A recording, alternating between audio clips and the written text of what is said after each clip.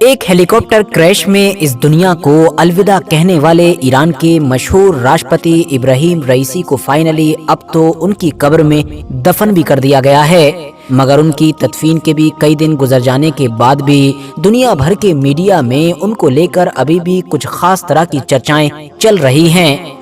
خوش آمدید ویورز، السلام علیکم ورحمۃ اللہ وبرکاتہ۔ میں سرتاج احمد ایوبی۔ آج ہم جس ویڈیو کا ریئیکشن کریں گے اس کا ٹائٹل یہ ہے کہ وہ اتنا خاص ہے یہ سنہرا گنبد جس میں ایرانی راشٹرپتی رئیسی دفن ہوئے ہیں۔ تو آئیے دیکھتے ہیں آگے کیا ہوتا ہے۔ میں ہوں فرجانہ ایوبی۔ آج کا ویڈیو بہت ہی انٹرسٹنگ ہونے والا ہے۔ میری آپ لوگوں سے گزارش ہے کہ ویڈیو کو اینڈ تک دیکھیے گا اور آپ کو اس ویڈیو کا لنک ڈسکرپشن باکس میں مل جائے گا۔ تو وقت کو بالکل ضائع نہیں کرتے ہیں اور ویڈیو شروع کرتے ہیں۔ ایک ہیلی کاپٹر کریش میں اس دنیا کو الوداع کہنے والے ایران کے مشہور راشٹرپتی ابراہیم رئیسی کو فائنلی اب تو ان کی قبر میں دفن بھی کر دیا گیا ہے، مگر ان کی تدفین کے بھی کئی دن گزر جانے کے بعد بھی دنیا بھر کے میڈیا میں ان کو لے کر ابھی بھی کچھ خاص طرح کی چرچائیں چل رہی ہیں، اور اس بار ان کی یہ چرچائیں کسی اور چیز کو لے کر نہیں بلکہ اس قبر کو لے کر ہی چل رہی ہیں کہ جس میں ان کو دفنایا گیا ہے۔ کیونکہ دوستو، جس جگہ پر ابراہیم رئیسی کو دفنایا گیا ہے وہ ایران کی کوئی عام جگہ نہیں ہے، بلکہ وہ تو ایسی جگہ ہے کہ جہاں پر ایرانین ریولیوشن کے بعد سے لے کر اب تک ایران کے کسی بھی نیتا یا کسی بھی ادھیکاری کو دفنایا ہی نہیں گیا ہے۔ ایک ایسی جگہ کہ جس کو بہت ساری رپورٹس کے مطابق ہر سال لگ بھگ 20 سے 25 ملین یعنی 2 سے 2.5 کروڑ کے قریب لوگ وزٹ کرتے ہیں۔ یہ وزٹ کرنے والے نہ صرف ایران سے بلکہ دنیا کے دوسرے علاقوں سے بھی آتے ہیں۔ اس جگہ کو وزٹ کرنے کے لیے باقاعدہ سفر کا ارادہ کیا جاتا ہے۔ اس سفر کو بہت زیادہ اہمیت دی جاتی ہے، مبارک مانا جاتا ہے۔ جو لوگ یہ سفر کرنے والے ہوتے ہیں ان کو بھی بہت زیادہ عزت و احترام سے دیکھا جاتا ہے اور لوگ ان سے ملنے کے لیے جاتے ہیں۔ آپ یہ کہہ سکتے ہیں کہ جس طرح سے حج کے ارادے سے دنیا بھر کے مسلمان مکہ کا سفر کرتے ہیں، بالکل اسی طرح سے ایران میں بھی حج کے ارادے سے مکہ کا سفر کرنے کے علاوہ دوسرے نمبر پر اسی سفر کو رکھا جاتا ہے۔ یہی وجہ ہے کہ آپ لوگ ایران کے اندر یہ چیز بھی نوٹ کریں گے کہ جس طرح سے اگر کوئی انسان حج کے ارادے سے مکہ جاتا ہے تو اس کو حاجی کہا جاتا ہے، ویسے ہی جو انسان اس جگہ کا سفر کرتا ہے، اس جگہ کو وزٹ کرتا ہے، اس کو مشتی کہا جاتا ہے۔ تو اب سوال یہی ہے کہ آخر کون سی ہے یہ جگہ؟ اس کو اتنی زیادہ اہمیت، اتنی زیادہ ویلیو ایران کے شیعہ کیوں دیتے ہیں؟ ایسا بھی کیا خاص ہے اس جگہ پر کہ جو ہر سال کروڑوں کی تعداد میں لوگ اس جگہ پر پہنچ جاتے ہیں؟ شیعہ لوگوں کے مطابق پیغمبر حضرت محمد صلی اللہ تعالی علیہ وسلم نے اس جگہ کے بارے میں کیا کہا تھا؟ تو دوستو، سب سے پہلے تو آپ لوگ یہ سمجھ لیجئے کہ جیسا کہ ہم سبھی جانتے ہیں کہ آج کے دور میں مسلمان بنیادی طور پر 2 گروپ میں بٹے ہوئے ہیں۔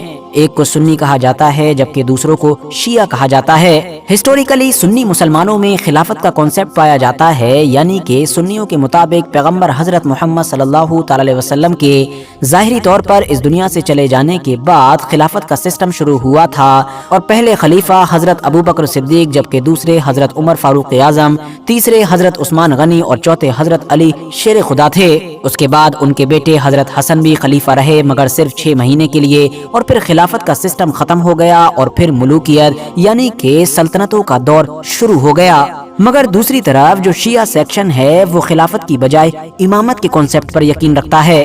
ان کے مطابق پیغمبر علیہ السلام کے اس دنیا سے ظاہری طور پر چلے جانے کے بعد اماموں کا دور شروع ہوا، اور پہلے امام حضرت علی شیر خدا رضی اللہ تعالی عنہ تھے۔ ان کے بعد دوسرے امام ان کے بیٹے حضرت امام حسن، تیسرے امام حضرت علی کے ہی چھوٹے بیٹے حضرت امام حسین، اور اس کے بعد لگاتار ان کی اگلی کئی پیڑھیوں تک یہ سلسلہ چلتا رہا جو کہ 12 اماموں پر جا کر رک جاتا ہے۔ یعنی یہ لوگ 12 اماموں پر یقین رکھتے ہیں، جو دیکھا جائے تو ایک کے بعد ایک پیغمبر حضرت محمد صلی اللہ تعالی علیہ وسلم کی نسل میں ہی پیدا ہوئے تھے۔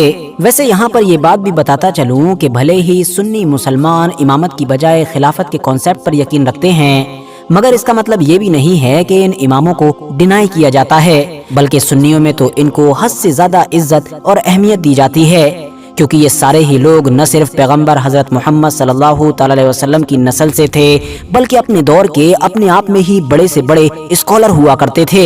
دوستو، اگر آپ لوگ اتہاس پر گہرائی سے نظر ڈالیں گے تو آپ کو یہ بھی پتا چلے گا کہ یہ جتنی بھی بڑی بڑی مقدس پرسنالٹیز تھیں کہ جن کو شیعہ لوگ اپنا امام بھی مانتے ہیں، इन सभी में लगभग एक चीज कॉमन थी, वो ये कि इन लोगों की नेचुरल वफात नहीं हुई थी, बल्कि इन सभी को तो शहीद किया गया था। मिसाल के तौर पर जो चौथे खलीफा थे, या शिया लोगों के पर्सपेक्टिव से बोलें तो जो उनके पहले इमाम थे, उनको तो जिस तरह से धोखे से शहीद किया गया था वो आपको पता ही होगा।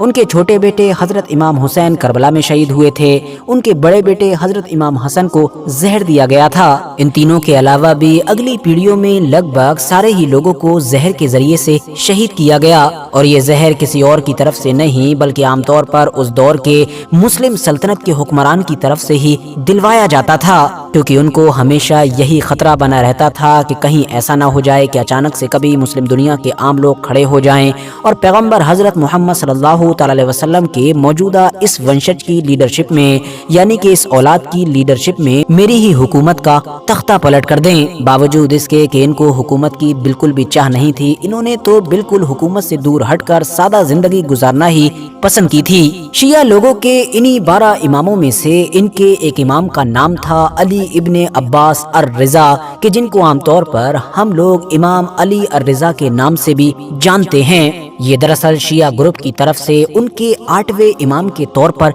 याद किए जाते हैं, जिनकी पैदाइश सन 766 ईस्वी में हुई थी, जबकि वफात 818 ईस्वी में। जिस वक्त वफात हुई सिर्फ 52 साल की उम्र थी, और इनको भी उस दौर के हुक्मरान यानी कि अल मामून की तरफ से जहर देकर ही शहीद किया गया था। इनको दफन किया गया था आज के दौर के ईरान के मशहूर शहर मशहद के अंदर, और जिस खास जगह और जिस खास मकबरे की मैं शुरू से बात करता रहा हूँ वो दरअसल इन्हीं का मकबरा है, जिसको आज के दौर में ईरान की सबसे बड़ी रिलीजियस प्लेस के तौर पर भी जाना जाता है। खास बात यह है कि इस जगह पर सिर्फ मकबरा ही नहीं है, बल्कि ये तो पूरा एक कॉम्प्लेक्स है, जिसके अंदर आपको मस्जिद मिलेगी, जिसके अंदर आपको लाइब्रेरी, म्यूजियम, यूनिवर्सिटी और न जाने क्या क्या मिलेगा। यही वजह है कि इस मस्जिद को एरिया के मामले में दुनिया की सबसे बड़ी मस्जिद के तौर पर भी जाना जाता है। याद रहे मैं एरिया वाइज बोल रहा हूँ, ना कि कैपेसिटी के हिसाब से, क्योंकि नमाजियों की कैपेसिटी के मामले में तो आज भी मक्का के अंदर जो मस्जिद हरम मौजूद है वो सबसे बड़ी मस्जिद मानी जाती है। मगर ईरान की इस मस्जिद के बारे में मैंने आपको पहले ही बताया कि ये तो पूरा एक कॉम्प्लेक्स है कि जिसके अंदर हर चीज मौजूद है, और इसका एरिया भी हद से ज्यादा बड़ा है। अब आप लोग आखिर में फिर भी यही सोच रहे होंगे कि भाई ईरान के शिया इस खास जगह को इतनी ज्यादा अहमियत क्यों देते हैं, क्योंकि इन लोगों के बड़े बड़े बुजुर्गों के मकबरे, उनकी कब्रें और भी जगह पर मौजूद हैं, मगर फिर भी इस तरह का जोर और इस तरह का एहतमाम किसी दूसरी जगह के सफर के लिए तो हम लोगों को नजर नहीं आता है। क्यों करोड़ों की तादाद में हर साल लोग यहाँ पर विजिट करने पहुँच जाते हैं। तो दोस्तों इसका जवाब है वो हदीस कि जो शिया ग्रुप में हद से ज्यादा पॉपुलर है और जिसको ये लोग इस मकबरे की फजीलत के तौर पर पेश करते हैं। इनके मुताबिक आखिरी पैगंबर यानी हजरत मोहम्मद सल्लल्लाहु अलैहि वसल्लम ने पहले ही फरमाया था कि मेरा एक टुकड़ा और खून खुरासान की जमीन पर दफन किया जाएगा। अल्लाह ताला किसी भी गमज़दा शख्स के दुख जरूर दूर करेगा जो उस मज़ार की ज़ियारत को जाएगा, और हर उस गुनाहगार इंसान के गुनाहों को भी मुआफ करेगा कि जो उस कब्र की ज़ियारत के लिए जाएगा। इसी से ही आप लोग अंदाजा लगा सकते हैं कि शिया लोग इस जगह को इतनी ज्यादा अहमियत क्यों देते हैं और इसका सफर इतने एहतमाम के साथ क्यों करते हैं। और इसी चीज से इस बात का भी अंदाजा लगाया जा सकता है कि ईरान के आम लोग इब्राहिम रईसी के बारे में क्या राय रखते हैं कि जो उनको उस जगह पर दफन करवाया गया है, कि जिसकी अहमियत उनकी नजरों में वो है कि जो अभी तक मैंने आप लोगों को वीडियो में बताई है। और यही वजह है कि दुनिया भर का मीडिया इस चीज को खूब ज्यादा कवर भी कर रहा है। आज के इस वीडियो में ये चीज़ बताई गई है कि ईरानी राष्ट्रपति जहाँ पर दफन किए गए हैं वो एक बहुत ही मोतबर ईरान की जगह है। जिस तरीके से यानी मुसलमानों के दो ग्रुप हैं, एक शिया ग्रुप एक सुन्नी ग्रुप, और सुन्नी जिस तरीके से हज बैतुल्लाह जाते हैं इसी तरीके से करोड़ों लोग ईरान के इस जो है मकबरे में जाते हैं जहाँ पर यूनिवर्सिटी है, मसाजिद है, और वहीं पर इब्राहिम रईसी को दफन किया गया है। इसके बारे में बताते हैं कि अल्लाह के रसूल सल्लल्लाहु अलैहि वसल्लम फरमाया था, एक मेरा दिल का टुकड़ा जो है ईरान में दफन होगा, जो वहाँ जाकर जियारत करेगा, जो दुआ मांगेगा, दुआ उसकी कबूल होगी और उसके गुनाह माफ किए जाएंगे। बहुत ही बड़ी चर्चा इस बारे में हो रही है। आई होप आपको ये वीडियो अच्छी लगी है। वीडियो को लाइक करें, शेयर करें, कमेंट करें। अगर आप हमारे चैनल पर नए हैं तो हमारे चैनल को जरूर सब्सक्राइब करें। तब तक के लिए अल्लाह हाफिज।